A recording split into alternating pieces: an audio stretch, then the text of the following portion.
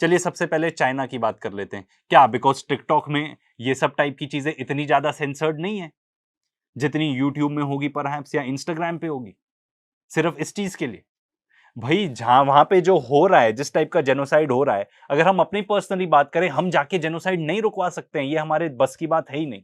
Of course ऐसे बहुत सारे ब्रेव लोग हैं, ग्लोबल स्मूथ फ्लोटिला के बारे में हम बात करेंगे आगे, जो एक्चुअली कोशिश कर रहे हैं एटलीस्ट के भाई एड तो पहुंच जाए उन लोगों के पास, गाजन्स के पास।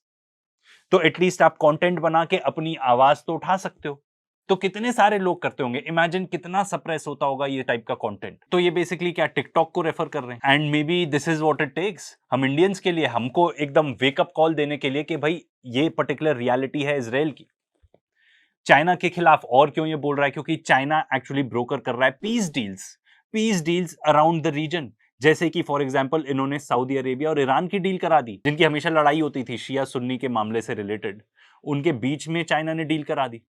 चाइना ने यूनाइट कर दिया पैलेस्टीन के जितने फैक्शंस थे उनको, रिकंसाइलेशन करा दी उन सब के बीच में, क्योंकि सिर्फ हमास नहीं है, पीएलओ है और बहुत सारे ग्रुप्स हैं, उन सबको यूनाइट करवा दिया चाइना ने। क्या चाइना की ये गलती है? एंड कतर की क्या गलती है? कतर ने हमास के ऑफिशियल्स को वहां पे क्यों रखा है?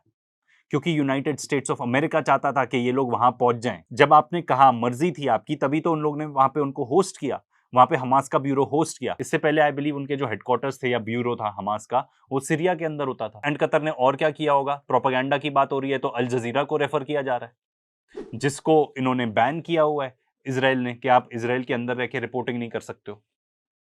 एंड सबसे ज्यादा अल जजीरा के ही जर्नलिस्ट टारगेट करता है इसराइल। जेनोसाइड तुम जैसे हैवान करें, ठीक है, एकदम, और आप ब्लेम दूसरों को करो। मतलब क्या बोलो, नेतन्याहू की जो ये बातचीत है ना, अगर आप जाके हिस्ट्री में वर्ल्ड वॉर 2 के बारे में पढ़ो एंड हिटलर के जो हाल थे, sort of the final stages of Hitler, इसका मतलब ये है कि Netanyahu is losing the plot. जैसे हमने बताया कि वो शायद उसके आखिरी दिन गिन रहा है वो, पर किसी तरह पॉलिटिकली सर्वाइव कर जाता है।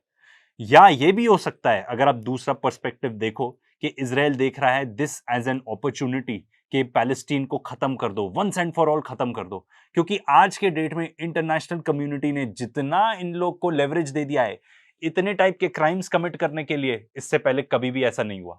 तो उनको लगता है कि भाई आज के डेट में है अपॉर्चुनिटी, आज के डेट में हम खत्म कर देते हैं पैलेस्टीन को।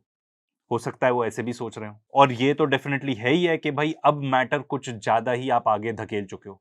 या तो भाई इनकी प्लानिंग पूरी गड़बड़ आ गई, या तो इन्होंने सोचा होगा कि भाई हमास को एकदम खत्म कर देंगे, डिकैपिटेट कर देंगे, पूरा गाजा हम कब्जा लेंगे, पर ऐसा हो नहीं पाया। एंड ये एक्सटेंड होता जा रहा है, एक्सटेंड होता जा रहा है, इतना ज्यादा कि भाई ना तो आप हॉस्टेजेस को निकाल पाए, ठीक है, ग्रोइंग प्रोटेस्ट हैं, इतनी ज्यादा प्रोटेस्ट हैं अगेंस्ट नेतन्याहू। ये की कोई गलतफहमी मत लेना कि भाई इस चीज के लिए प्रोटेस्टर्स कुछ हैं, पर ज्यादातर लोग इसलिए प्रोटेस्ट कर रहे हैं भाई हमारे हॉस्टेजेस को वापस लाओ। वो इस चीज के लिए नहीं प्रोटेस्ट कर रहे कि आप पैलेस्टीनियंस को मार रहे हो। जो वहां के आईडीएफ के सोल्जर्स हैं वो कह रहे हैं हम नहीं सर्व करेंगे, गाजा नहीं जाएंगे हम। मतलब आप ये देखो, शुरू में जब अक्टूबर 7 हुआ था, तब ये इन्होंने जितने रिजर्विस्ट को कॉल किया था, तो एक तो इनकी कोर आर्मी हो गई, बाकी रिजर्विस्ट रहते हैं जो बेसिकली जाके कुछ और काम करते हैं, वहां के सॉफ्टवेयर डेवलपमेंट या जो भी काम करते हैं वहां पे इजरायलीज, उनको कॉल अप करते हैं कि आपको आना पड़ेगा, देश को आपकी जरूरत है। तो जब अक्टूबर 7 हुआ था तब 120% रिस्पॉन्स रेट था। मतलब 100 लोग बुलाए तो 120 हाजिर हो गए कि हम जाएंगे। एंड अब ऑलमोस्ट 2 साल हो गए हैं, एंड ऑलमोस्ट 50% लोग ऐसे हैं जो आना ही नहीं चाहते। मतलब 100 को बुलाते हैं तो 50 आते हैं। ये हालत है वहां पे, क्योंकि कोई वहां जाना नहीं चाहता। एंड एक बात तो मैंने आपको पहले भी बताई, इनको लगता है एक पर्टिकुलर एरिया हमने क्लियर आउट कर दिया, अब जैसे गाजा सिटी को क्लियर आउट कर रहे हैं, ठीक है, ये बाद में फिर जाएंगे गाजा सिटी, तो फिर से कहीं से निकल आएंगे हमास के सोल्जर, इनको खत्म कर देंगे।